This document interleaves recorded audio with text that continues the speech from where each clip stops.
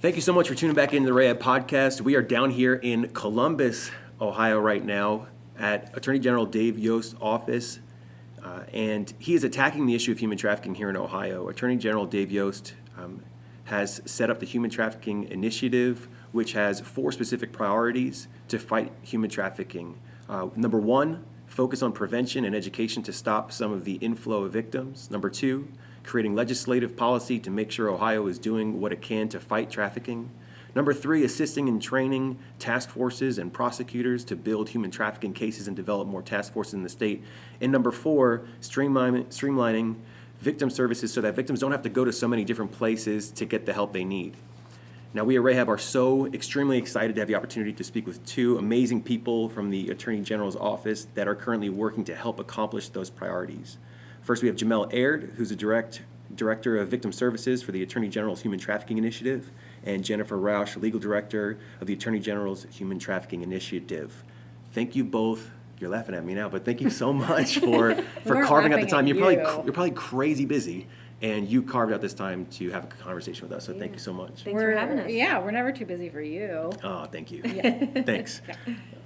Can you guys tell me a little bit about what you did before you landed here at the Human Trafficking Initiative? Jomel, if you want to start. Sure. So prior to coming to the Attorney General's office, I was the victim advocate embedded full-time with our Central Ohio Human Trafficking Task Force. Did that for almost 2.5 years, where I would work with all the victims in our cases through case management, from the point of contact, whether that was on the streets, in a trap house, at the jail, at the prison, from a tip at the hospital, and work with that victim that was connected with our cases all the way through prosecution.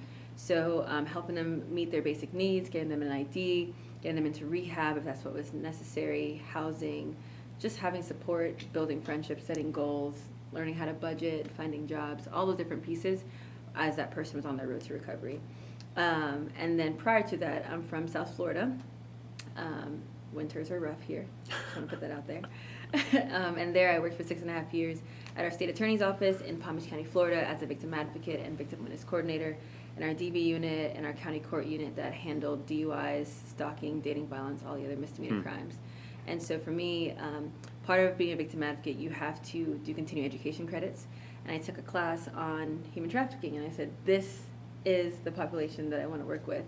And I was like, God, wherever you send me, I'll go. And I literally Googled human trafficking, victim advocate, search, and Columbus, Ohio popped up, and Washington You're like, State. Oh, not there. I was like, where is this place again? Where is Ohio? Because it said Midwest, and I'm like, but I don't think it's in the Midwest. Iowa? Yeah. So it ended up being Columbus, Ohio. And so I moved here, just me and my dog. All my family is in Florida, and just came to Ohio.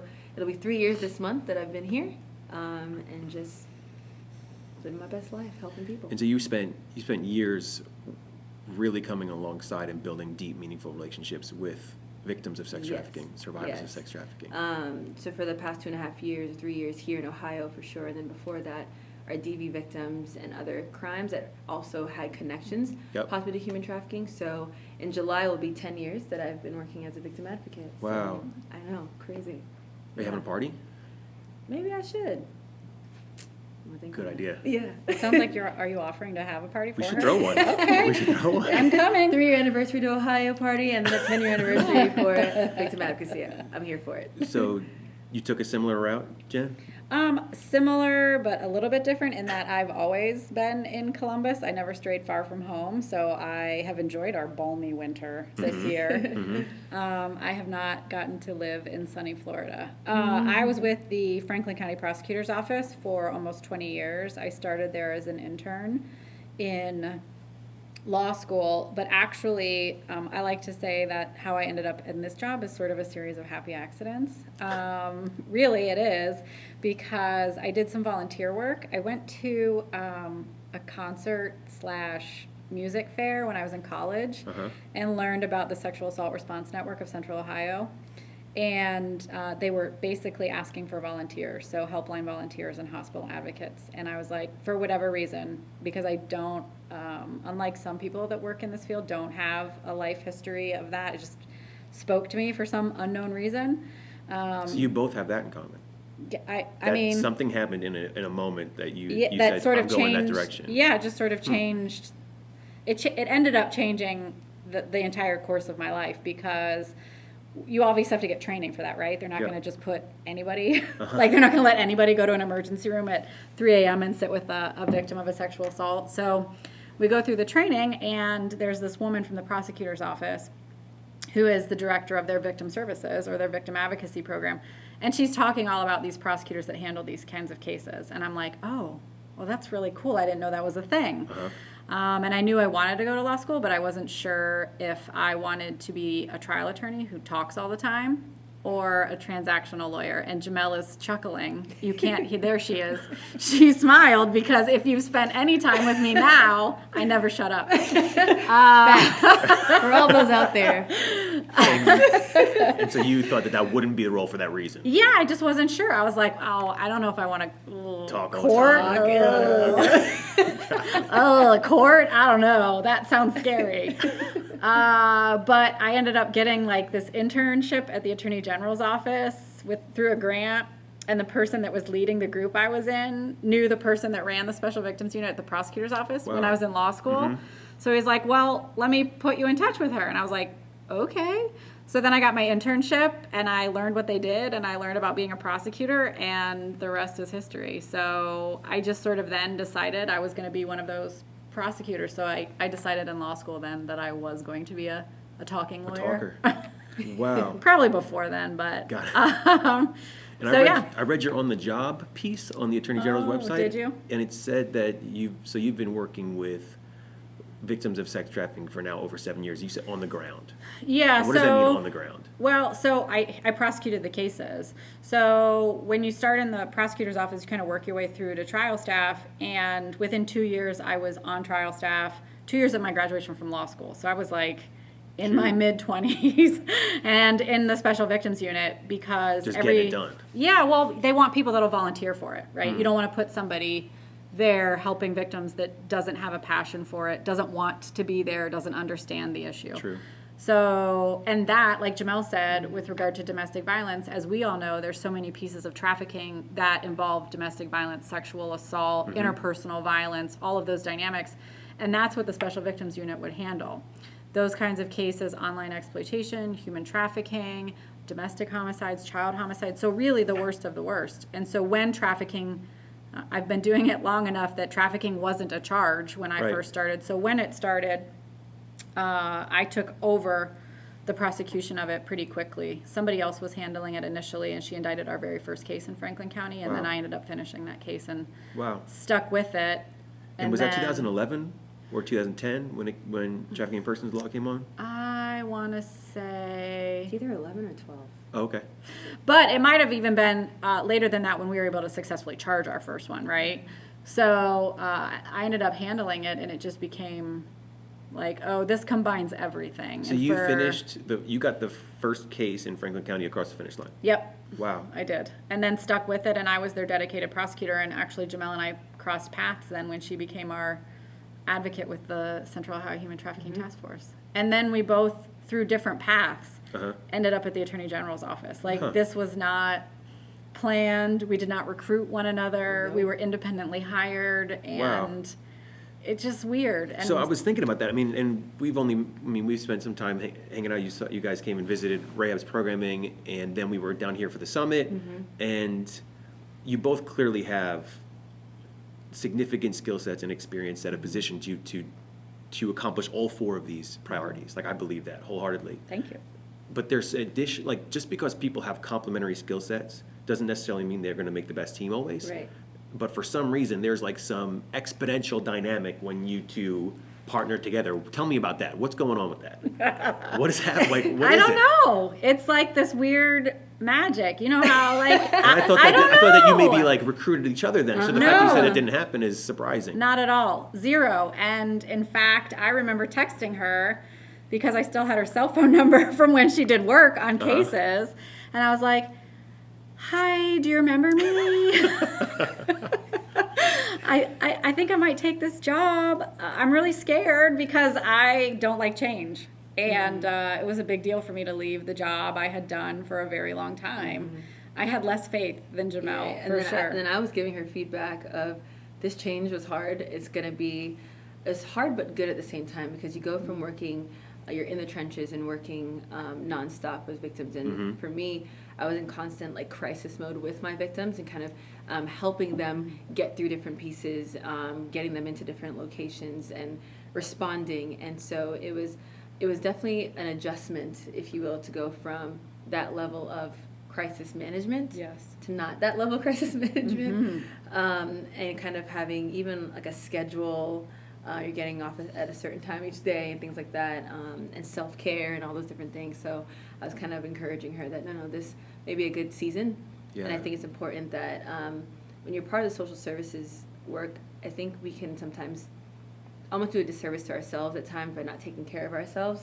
And so if you're able to press pause or to recalibrate or just to be able to change the dynamic of your workflow at times and take care of you, because there is only one you, I think that also will be impactful even for victims and survivors that you end up working with later on. So, do you think it's possible to draw those lines and to take care of you while you're a victim advocate? Oh, for sure. I had to. So because everything does feel like it's coming it has to happen now, immediately, correct, all the time. Correct. So and when I was working in Florida, I worked at the courthouse. So I was there when the courthouse opened, and then when the courthouse closed, that was the end of the day. That was it. And my role as a victim advocate on the task force, I was on call. If our team went out and they ended up getting in contact with somebody at 10 o'clock at night and that person needed services and they needed me to connect with them, then the clock starts again. You know what I mean? And so it was definitely a different level of self-care that I had to implement, because what I was using before for my 9 to 5 job at the courthouse was not sufficient in being in places and seeing things and being exposed to different situations. And so I definitely had to improve that, because I'm the kind of person as well that I feel everything. Yeah. I have all the feelings and then some, right? All the feelings. All the feelings, right? And so when there was a situation where, let's say, somebody that I'm working with, they AWOL'd or they relapsed or they went back to an unsafe situation, I took that personally. Yeah. Like, what did I do wrong? How could I have prevented this from happening? You know, and I remember this one particular day I was sitting in, I call it the Bat Cave, where our covert location was, because it's covert, right? Yeah, it makes sense. And I was just weeping and weeping and gnashing my teeth, asking the That's my detectives. favorite. That's my favorite Jomel saying. Weeping and gnashing my teeth, asking like, how do you guys turn it off? Because I was having trouble. I leave work on Friday, and just kind of being on this state of alarm and crisis and worry for the rest of the weekend, and looking at my phone and checking my phone. And how do you either turn it off? How do you balance? I said, I don't know what to do when somebody is not ready yet, and I feel like I couldn't connect with them enough, and I was blaming myself, and they just kind of had a nice, come on now, sis. You know, I call them my band of brothers, and they're just kind of, you can only do what you can do. You know, and people are ready at different times, and the beautiful thing is that you're just able to be present when they're ready. Yeah. And you're consistent when they're ready. Yeah. And so that just took a lot of adjustment, and learning how to paint. I didn't know I liked painting until I moved here, and just trying different things, reading books. I do photography on the side. My dog's a big help for my self-care as well. So there's definitely, it's capable to strike balance, but I think you just have to be self-aware of what's going on, listening to your body and being aware of those things too, and also go to counseling. Yeah. For sure. Counseling and therapy, vicarious trauma is real. So to be your healthiest self, to help other people, I think is super important. And so it was a big change going from that, both huge, and then you landed here, but you have each other. Yes. We totally do. And those words that she told me when we were texting about, just about the change of pace, those were really helpful and things I needed to hear, but also helped push me, because part of the issue was the fact that pushed me in this direction, like to take the job, because the unit that I was in, since I mentioned it's a volunteer unit, they also, you don't have to stay there. They ask for you to stay a couple years, 2 years, right? Is like the recommended, please stay for 2 years. Yeah. I was there for 15. I was like a dinosaur. I think I may, no, for real. I may, if you would like to growl my last name, Rausch. So, but really, like, nobody stays that long. And I sort of got to the point, it was a really unhealthy statement, but my statement about it was, well, it's already messed me up so much. This job has already messed me up so much, and I might as well stay. So it doesn't have to mess somebody else So up. it doesn't have to mess somebody else up. But also, I felt like I was still doing a good job. Yeah. I was able to do different things. So, for example, taking on trafficking was an additional challenge and helped challenge my mind. I bet. So that was what kept me in there for so long. We were doing really important work on strangulation. And so that kept me interested. And then when I became the director, that was an additional challenge. So there were different things kind of that kept me in there, but each one of those things added to my plate too. Yeah. And so my plate wasn't just full, it was like overflowing, about to collapse. Like we were joking the other day, like double up your paper plates, people, because it's about to, it was about to break. No flimsy plates. Right. Yeah. No struggle plates. Yeah, and so I had a really serious conversation with my spouse, and he was just like, you're just different. And he was always super supportive. Like, Yeah. before I joined the unit, before we had a child, I asked him, are you okay with this? I need you to back me. And he's been amazing. But he was like, no, but I've noticed a change, even in the last few years. And so I needed to hear those things and have people be willing to tell me those tough things, so that I was willing to take the leap. And man, when I took the leap, I was like, it was like hitting the brakes. Because, like Jomel said, for me, I had a docket of 50 plus cases, plus I was managing 6 attorneys, plus. And so it's like I'm in court all morning, I'm doing supervisor stuff in the afternoon, answering emails, answering calls, maybe working on my own cases. Right. Then I'm prepping trials late at night or on the weekend, and if you're in trial, then everything else stops. And so I just didn't realize it, but I was constantly in not survival mode, but like go, right? Yeah. And so when I started here, it was a complete readjustment, but we still have really busy days. We're still doing really important things. And so I have enjoyed, like Jomel likes to remind me about my self-care too, but I have even just noticed I laugh more. I'm a big reader, and that had dropped off some, and I am reading way more than I used to. So you're noticing the I'm things. noticing things. I'm getting back into cycling. I just signed up again for Pelotonia, and I had taken several years off because I just didn't have the motivation to get out and train and push myself, because I was tired all the time. Or was Yeah. I depressed? Like, was I Yeah. not taking care of myself? Was I taking too much of the trauma on? Right. And so this job, I've already noticed that, but we're still able to serve victims. So yes, we did the on the ground stuff, but now I still feel like I'm doing rewarding, Totally. I mean, important that's what I'm work. hearing though too, because Yeah. you've got your whole background from the legal and the prosecution side of it. You've got the victim advocate's background. Mm-hmm. You both were working at a clip where you were at capacity and Yes. beyond capacity, and now you're in a role where the people who are still in those jobs that are maybe Mm-hmm. feeling exhausted, maybe over capacity, they can take or they could have confidence that the people that are now at the top leading this thing at a statewide, from a statewide initiative perspective, know what it's like to be there. Correct. Yes. And are fighting for the things that are going to give them the tools and the ability to actually make real change. Yes. Yes. And so that's incredible. So I mean, you both are clearly the people who should be doing your jobs, right? Thank you. That's obvious. And we love it. And it's been, not a lot of people get to go to work every day, and you're looking forward to work. You're looking forward to seeing For your real. coworkers. I've been blessed since I've come to Ohio as well to be able to have that experience. Yeah. Even when I'm on the task force, just being able to go into an environment that I love y'all. Yeah. Like, I really enjoy it, and I get to have that experience here too. So it's a positive work environment, and I think that helps so much when it comes to doing difficult work and a difficult topic and a heavy topic. Totally. To be able to have that camaraderie, that family kind of sense, and like we're friends, So it's like, I miss you when you're gone. So You're not allowed to take time I think off. that's something that I can yes and I can agree with, because I feel like we have that at RAHAB too. We which could is why tell that when we were up there, when for we sure. visited. I think that was part of why we enjoyed our visit so much, right? So not only did we really love all of the things that you had put together, we were just amazed by everything. Also, you completely wrecked us, because it was one of our first road trips too. So you gave us a good lunch.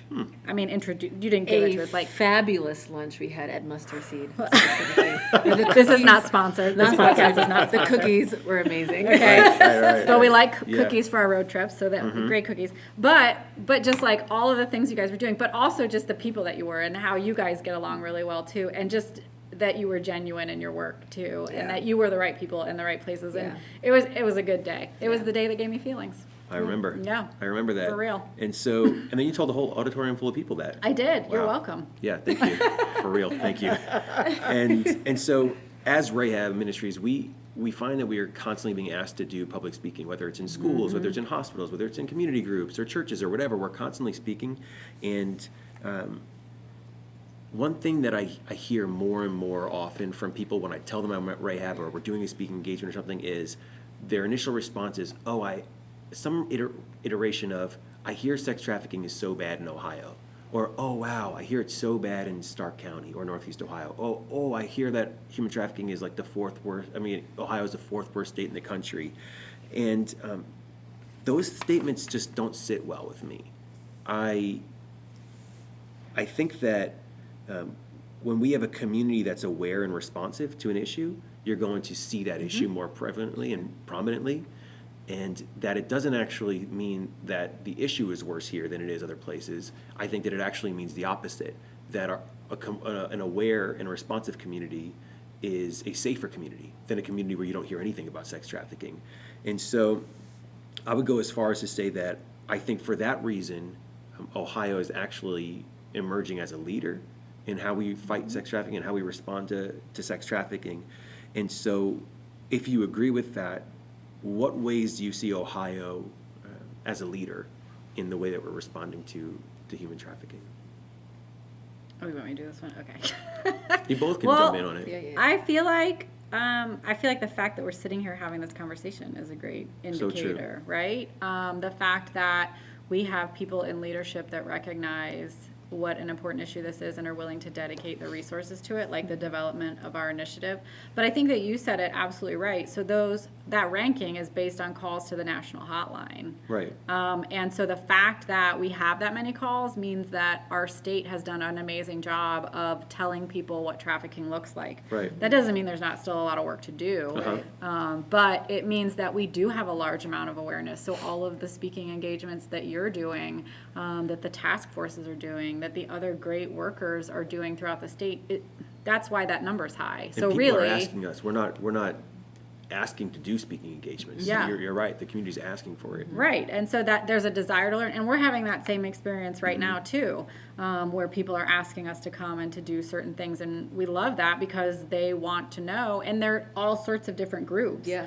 And I think that's been the exciting thing too, is that the types of people that want training are really kind of growing and expanding. And I think that reflects what a great job Ohio is doing. And so I agree with you. I think that number doesn't necessarily mean we're that number worst in the country. It just Right. means we're doing that good of a job educating people. I would agree with that. And I like that you even use the word exciting because people don't normally take this issue of sex trafficking and use like exciting with it. Yeah.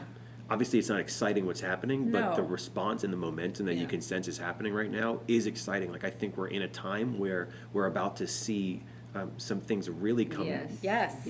come It's to a light. collective effort, and Uh-huh. I think we're looking at things in a holistic way. Yeah. So it's not just through a law enforcement lens. It's not just through a social services lens. It's not just through a court-specific lens. I think there's a collective effort to bring the different disciplines to the table and to have these conversations. What is our group missing? What is this group missing? What is Right. that group missing?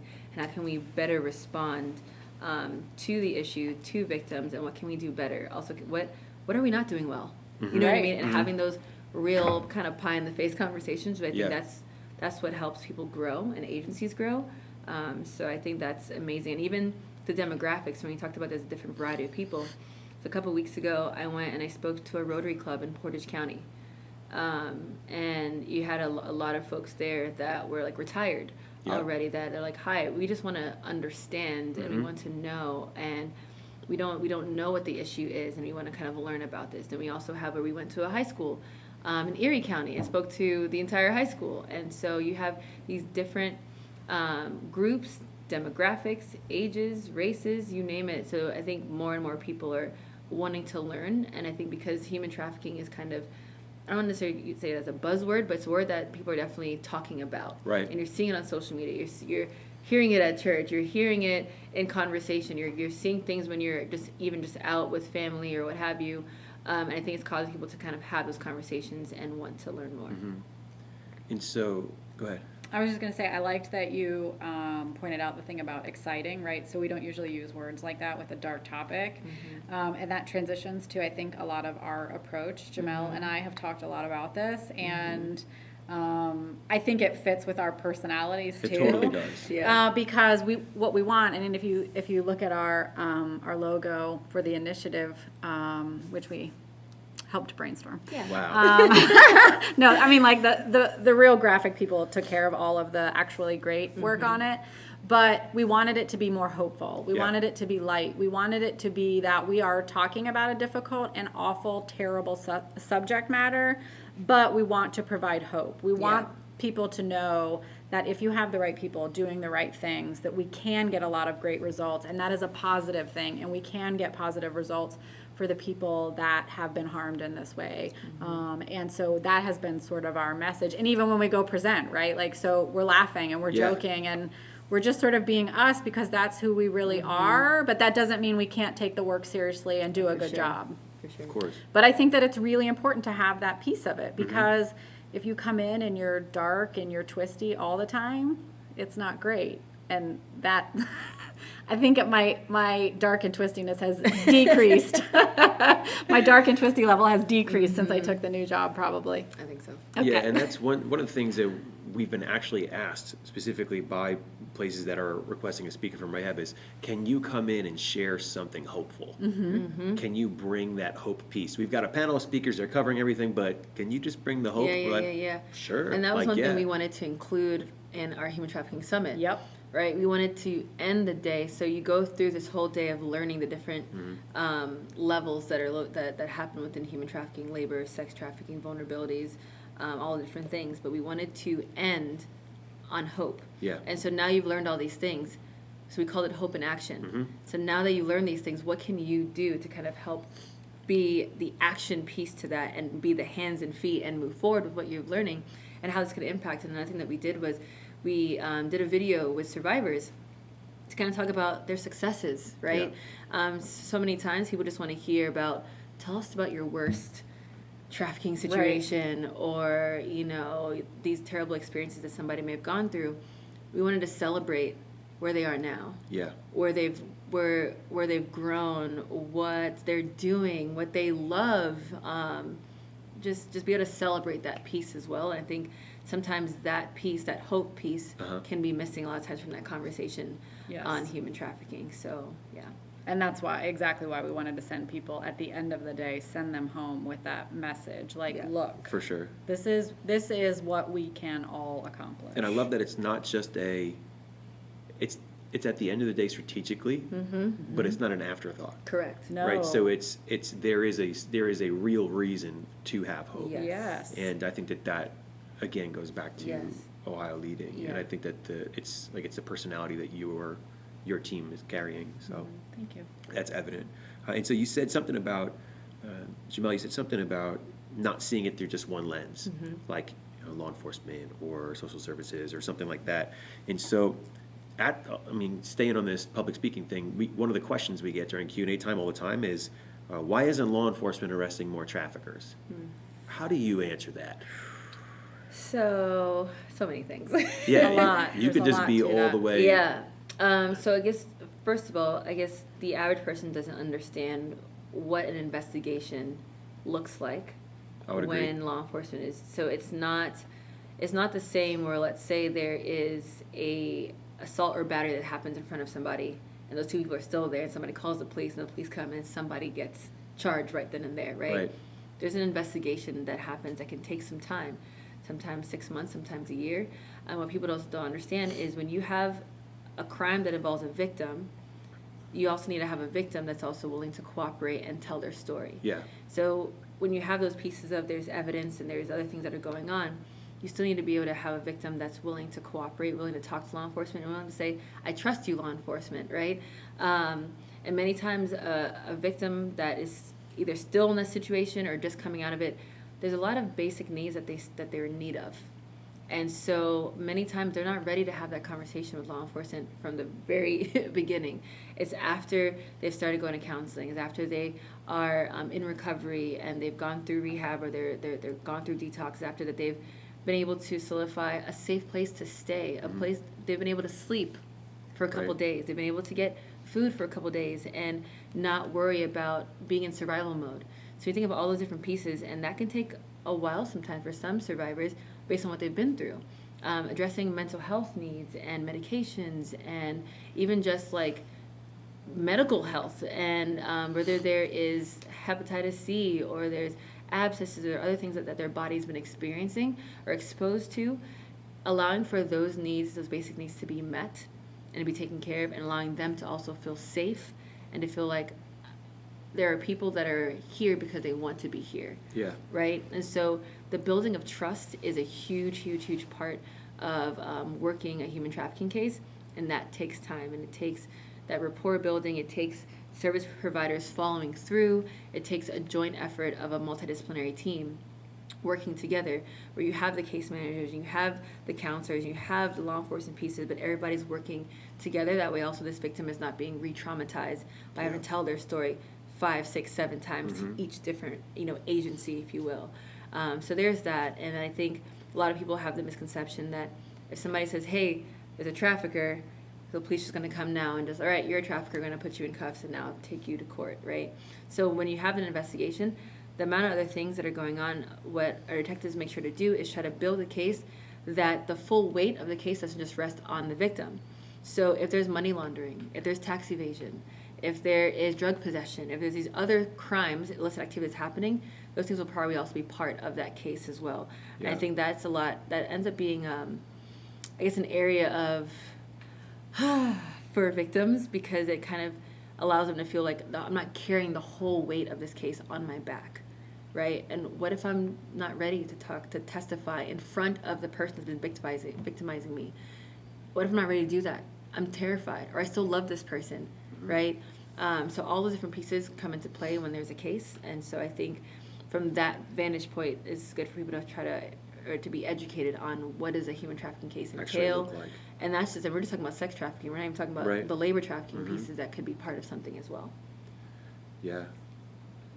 Do you have anything to add on that, Jen? Yes, the other thing I would add, I could build on my terrible paper plate example too, and just say like all the things that the detectives are gathering during the investigation are, supporting that. There are extra paper plates underneath there. Yeah. So the way I like to explain it to law enforcement is that we never want to send the victim into court alone. So any piece of what they're reporting that you can verify or support, not because we don't believe them, but because that's what jurors expect.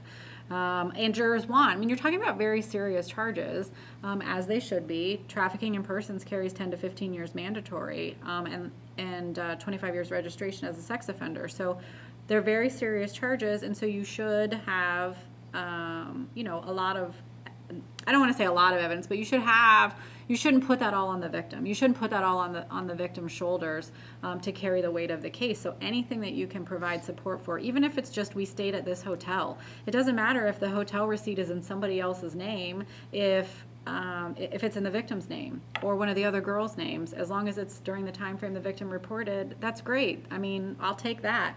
So getting all of those documents takes a long time. There's a subpoena process, and maybe they collected phones, and the phones need analyzed, and that takes a long time. So much. It's they're really complicated, and then you add in all of the other dynamics of sexual assaults, domestic violence, all of kind of the power and control that goes trauma bonding, right? And so that really complicates things. So a lot of times, from a prosecution standpoint, not that you want there to be multiple victims, but typically our traffickers have multiple victims. So the more victims you have cooperating, the better a case it is.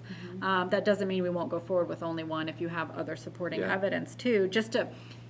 We'll go forward with one victim if that's all we have and there's no other supporting evidence, because one witness, if believed by you, is sufficient to prove any fact. That's a jury instruction. That's the law in Ohio.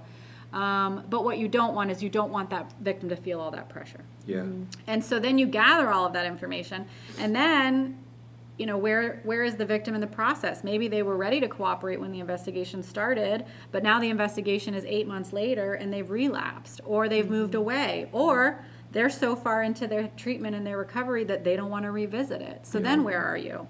And then you give it to your prosecutor, who, if it's in our case, is working all their other cases and has to review this year-long investigation, right? So that's going to take time.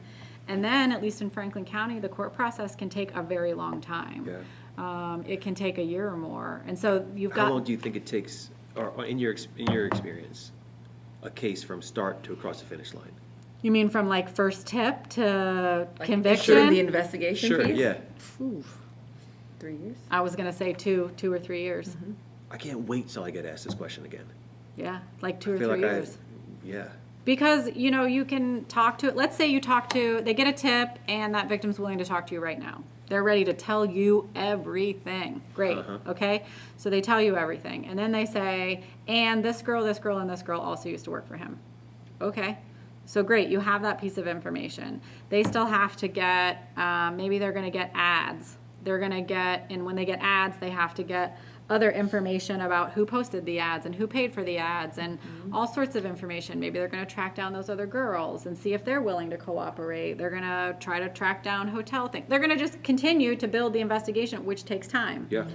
The other issue we have here too is resources, Yep, right? We only always. have 3 task forces, well, under the OCIC umbrella, and then we have some FBI task forces throughout the state, but they're undermanned, right? They don't have enough people. And then you have smaller communities that like Jomel said, they have one detective, or said in our meeting today, they have one detective who's investigating every single crime that happens in their community. And so you add all of those factors in, the investigation's going to take, let's say, 6 months to a year. Then you send it to your prosecutor, it gets indicted, and it takes another year to get through the court system. And your victims have to hang in there through all of that. Yeah. And then it's 2 years later, and they got to come in and relive all of this in front of a jury. And in front of a jury that doesn't necessarily understand it. Right. Right? So now they're getting True, so now true. the jury's getting a human trafficking 101 to try to make sure that we're all on the same page. Which you're doing through questioning them in voir dire. You're trying to educate them. You're using the victims to educate them. Like, what is a date? What is an ad? What does that mean? How would you collect your money? You know, I mean, you're using them to teach the jury. You're using them to teach the jury, what does it mean to be dope sick? Can you explain that to us, please? Like, there's all these things that we all know and we all understand, but imagine having to prove that case plus educate Yeah. when you go to talk to a group that doesn't know anything about human trafficking. So imagine, like, and now I want you to decide these really serious charges. Ready to go. For sure. Or all they know is the misconceptions. Right. And so now what they're seeing in reality is very different. There aren't physical chains, Right. right? And there aren't all these different things that maybe they've seen in movies or in shows or what have you.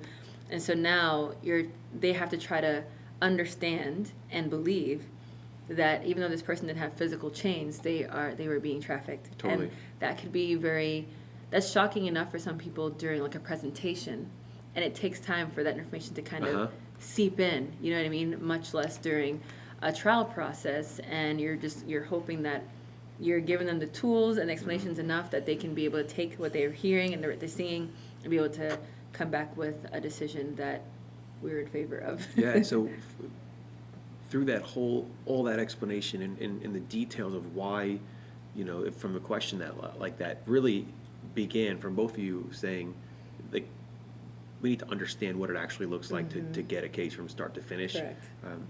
We often say that this is not, like, human trafficking is not a law enforcement issue alone, that it's a Not at all. community issue. It is. And so many things you said pointed to the need for education in the community, awareness in other social services, in all these other areas of our community, so that we can really create a network in the Yes. community. A safety net. Yeah, to respond. Yes. So that people don't look at this and point the finger at law enforcement and say Right. that law enforcement's not doing enough. Right. So that the victim feels supported, the victim feels safe, the victim has resources. So then if they have all of those things, then they're more confident and willing to talk to law enforcement. Right. So that we have jurors and the general community who understand that it isn't the white van at the mall, Uh-huh. that it isn't these things we see on Facebook, that it can start with addiction. And, you know, I and know. relationships and boyfriends and Right. girlfriends. And that they understand all of those dynamics, and they don't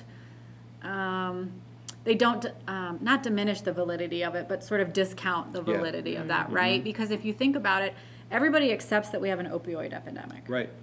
Okay, Now. but Now. Okay. But how Right? long did it take us to get there? But at the same time, we still have plenty of people that will decide, you know, well, I'm not going to, this person, my family member stole from me, so I'm not talking to them anymore. I can't help them anymore. I'm done, right? And so it's sort of this idea that they're making a choice.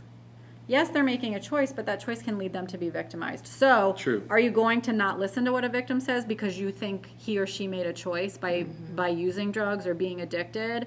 Because that, you know, they don't decide, well, I want to do these drugs and then therefore I want somebody to hurt me along with that, Right, Yeah. right? And so there's all these other pieces to it that people don't necessarily understand. And we have a lot of ideas in society or different viewpoints that can lead to people not being accepting or understanding or willing to listen to what victims say, right? Or that they're there by choice, right? That the victims are doing it because they want to do it. That's what we would see as a defense a lot.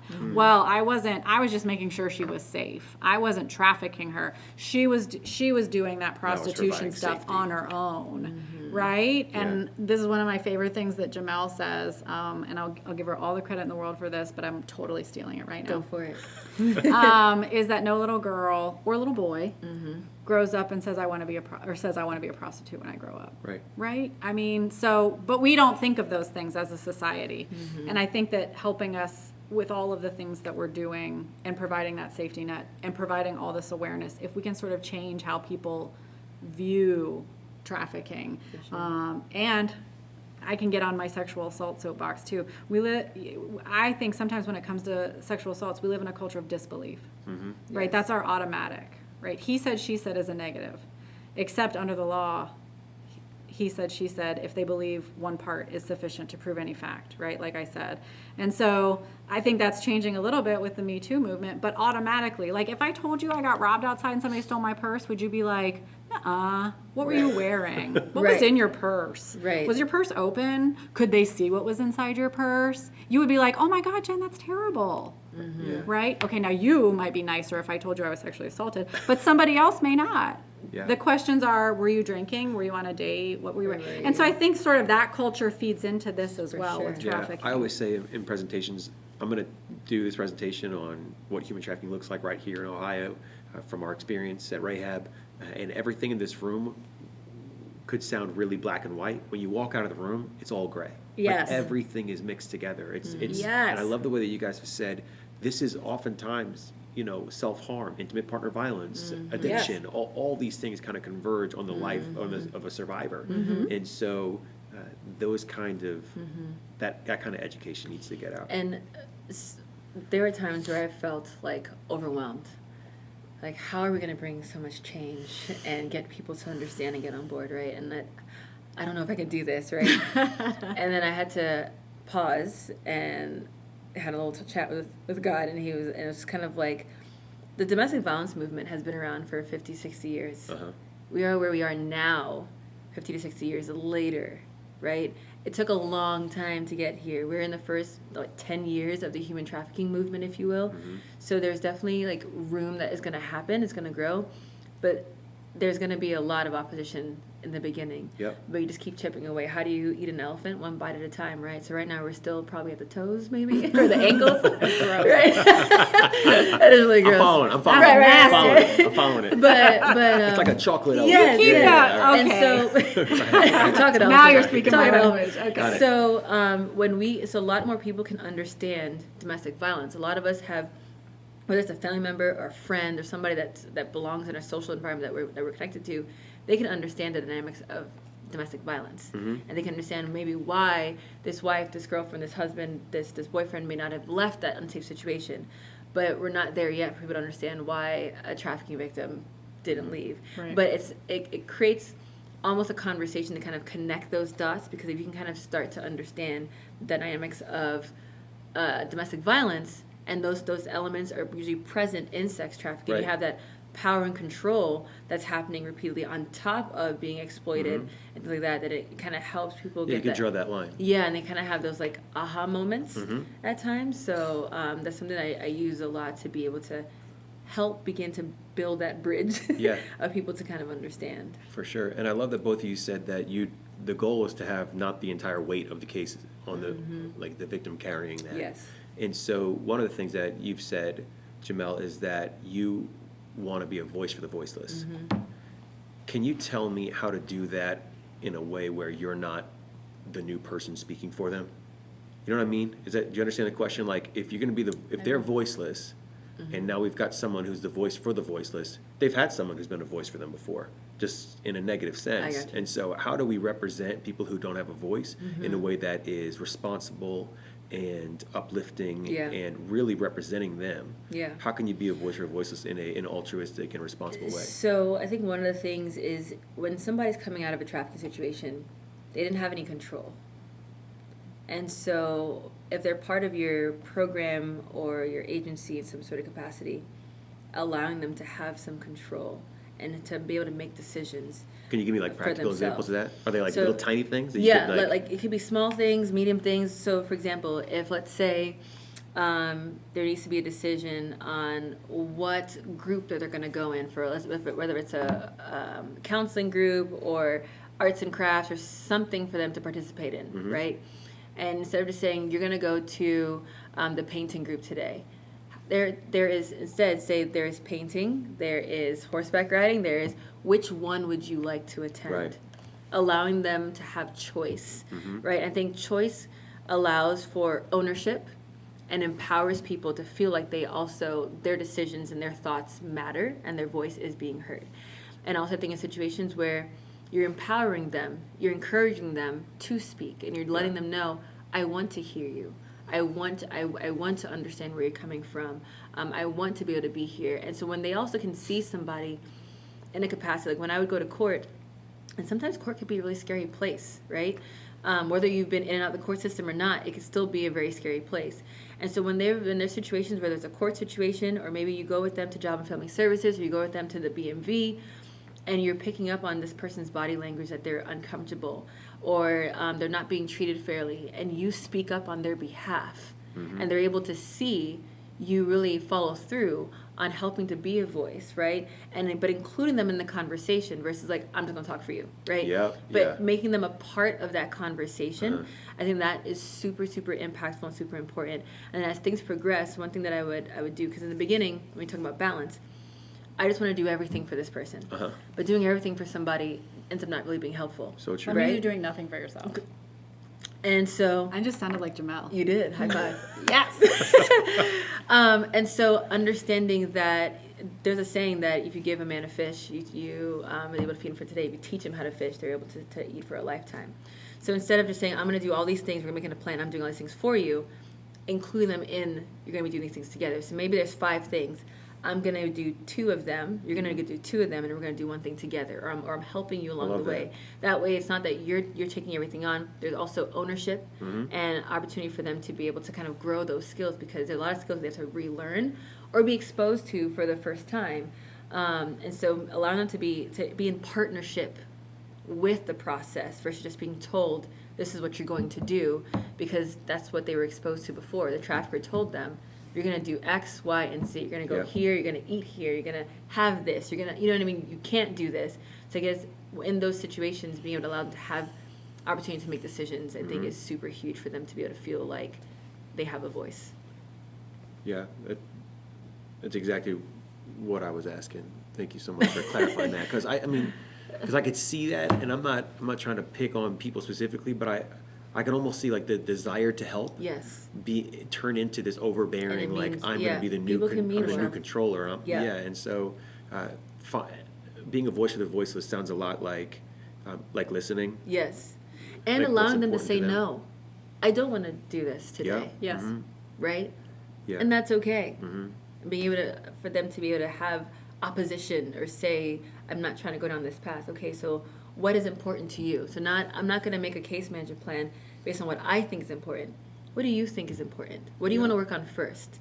That way, again, that choice and that voice is present, and I can have my own train of thought as to what I think is important, but for them it may be something else. And so what's it like for you when you've been working with someone for a while and then you're in a situation where they would not usually speak up for themselves and then they do? It's amazing. Yes. Weeping, gnashing, sometimes on the inside because somebody has to compose yourself a little bit, right? Can't just be throwing tears everywhere all the time.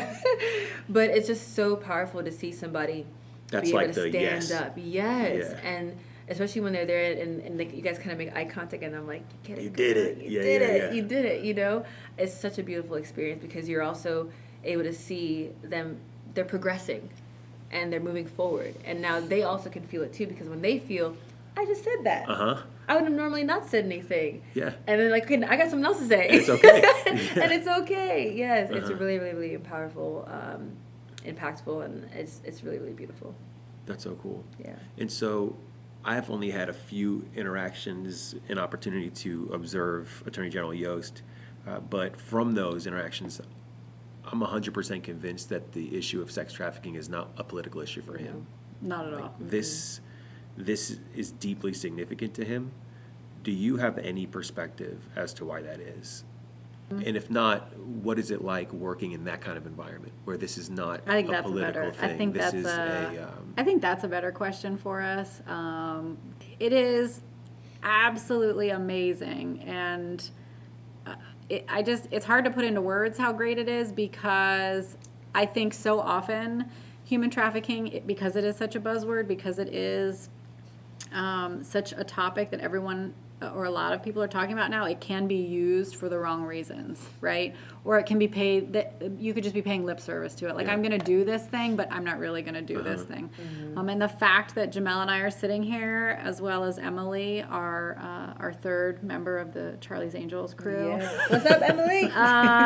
that I think that is point number one, or proof number one, that he cares about this issue. And I will tell you that we have had interactions with him where it is just, he dedicates time to this issue. I did not understand, quite honestly, how busy the Attorney General of the state of Ohio is, right? Like, you would think I would have had a better understanding working in a law enforcement area that the chief law enforcement officer would be really busy. But it's unlike anything I've ever seen. He is everywhere all the time, running around, right? Wow. And consistently dedicates long meetings to us, like with us, brainstorming, talking about things. Also, our big thing right now is to amplify our efforts. He doesn't want it to just be the three of us. He wants to take the three of us And multiply it. multiplied throughout the state, and not necessarily through HTI jobs. Please don't submit your resumes. But to make this a movement, Yep. to not just have, well, I put together this 3-person group who went through the state, but to have it have a broader state impact, to have it ripple throughout the state. And Well, I think either that you guys are really good at faking it, or there's something real happening here, because when you came and visited us, we're like, this is amazing. These people are there, and that there's resources to have them in that position. And Yeah. like, it feels like we're connected to them, and we're Yeah. saying the things, and they're saying the Yeah. things that we say, and we're like, this couldn't be better. And so Yes. how is that not And- evidence that this is important And to him? this unit didn't exist before. Like, this is a newly created Yeah. group. He created this thing. I want to dedicate this. I Right. want to have something specific that is working on this issue every single day. And I'd also say that how we know and have been able to experience that this is real, not just a political thing. Attorney General Yost has learned about this issue years before and has been learning about it for years. So it's not just, oh, I'm running for a campaign, this is my I'm gonna thing. do this now, yeah. It's something that he's been learning about for quite some time, and I think has a passion, and now is able to use the platform that he has to be able to impact the Yeah. whole state in ways that we're super excited to be part of it. Yeah. and we're building this thing and growing it, and he's letting us. Yes. And So cool. He It's- literally is like, tell me your thoughts. Right. You're like, really? And we're like, You want to hear my thoughts? are you sure? Are you I don't know if sure? you want to hear them all. Right. And I'd be like, so I had a dream about this. And he's like, okay, I want to hear more. You know, and it's like, Wow. wow. It's super, super, super cool. He's also pretty approachable. And he, like Jen said, he makes time for us to just have these conversations and make real conversations about Yeah. things too, you know? So we're just super excited and just feeling blessed and grateful that we get to be in this capacity, being in this environment, and be able to have the reach that we have and impact everyone that we meet. Yeah, and so as you're meeting so many people and as you're traveling across the state and sex trafficking is this terrible, unthinkable, ugly thing that's happening, but in a weird way, I see it almost acting as like a great unifier. Yes. I don't know if there's another issue that's as widely agreed upon right It's now. a human issue. Yeah, as that people shouldn't be sold. Yeah. And so We are not commodities. yes, and so do you see it that way? And if so, does sex trafficking present, in your opinion, an unexpected opportunity for collaboration and unity in a landscape that's super divided right now? Like, do you see collaboration? Yeah, Do you see unity? Yes. I for sure, because when you think about the basic needs that anybody is in need of, Right. right? And you think about all the different agencies that are connected to that. So if you have like Job and Family Services, insurance, Medicare, right? Yeah. Housing, addiction services, counseling services, law enforcement, different kinds of treatment providers, juvenile, adult, federal court, municipal court, common pleas court. It really just brings, I think, so many, because I think our victims and survivors in these cases, trafficking in itself is just such a layered thing. There's just so many different components that are part of the actual illicit activity, even more so because it's so complex. I think when somebody's involved in that situation, those complexities are present. And so if let's say you're working with an adult, let's say it's an adult female, the complexities and trauma may also extend back through childhood. Yeah. Right? And so when you think about the childhood experiences and also being able to learn if this person was through children's services or through foster care or through situations that happen at home, and you can learn about these different vulnerabilities that were present here that continue to grow and made this person even more vulnerable as they continue to get older. And we think about what agencies are connected to those different areas and how can we even be able to improve on those in those agencies in those areas. I think it definitely brings people to the table for sure. That wouldn't be at the same table in other sense. Like But I don't think anybody, and I think along those same lines, I don't think anybody would ever say to you, it's okay for people to be bought and sold. right. Yeah. That's what I'm Or saying. that it's ever okay for a human being to be treated as a good, to Yeah. be Yeah. traded. Because that's just not, that's not how our society operates, nor is it how it should operate. One of the things that we talk about when you talk about why it's such a profitable business is because I can sell this piece of drugs once, but I can Yeah. sell a person over and over and over again. When you're talking about sex trafficking, or I can make them work Yeah. day after day, hour after hour after hour for labor trafficking. And I don't think anybody would sit and say that those things are okay. And so I think that is also why it's a great unifier, because it is a human issue. It isn't. Yeah. It isn't. A female issue, a male issue, a law enforcement issue. Just like Jomel's saying, it's not just a insurance issue. It's not this issue, and I think that's all comes together, and that it's everybody's issue. Yeah. And then if you look at it in a triangle, you have victims, trafficker, consumer, when we're talking about sex trafficking Right. specifically. And so when you have a supply, there has to be a demand, right? Is it vice versa? Yes. Demand, supply. No, when you have a demand. There there's has to be supply. supply. Thank you. Yeah, Thank I'm you. with you. I'm I feel like I tracking. confused that, I'm right? tracking with you. So that means that the demand side can impact any family as well. So it could be somebody's dad, somebody's grandpa, somebody's coach, somebody's teacher, these other pieces that are connected. So not just from the victim perspective, but also who is part of the demand that's driving Right. this situation and how these families and these different groups are connected. So we have the business sectors, the private sectors. You have people that are in the upper class when it comes to having disposable income, right? Who is choosing to go out and buy sex? And usually it is for the most part, it is men with disposable income Right. that are engaging in these kind of activities. And so what does that mean? How does that also connect to the family structure? And how sometimes people can be able to almost create a barrier that this person that I'm coming here to buy sex Not a person. is not a person. I see this as just a transaction, and I'm here to get what I want. They're here to And get they're what a they willing want, and they're participant, willing yeah. Yes. participant. And it wasn't until there was somebody that speaks at the John School, and there was somebody there who got charged with buying sex, and at the end of it, he explained kind of, I never really thought about it, that one of these women in these hotels could be my daughter. Like, it just so far removed that this person is somebody's daughter, somebody's sister, somebody's mom, somebody's something, right?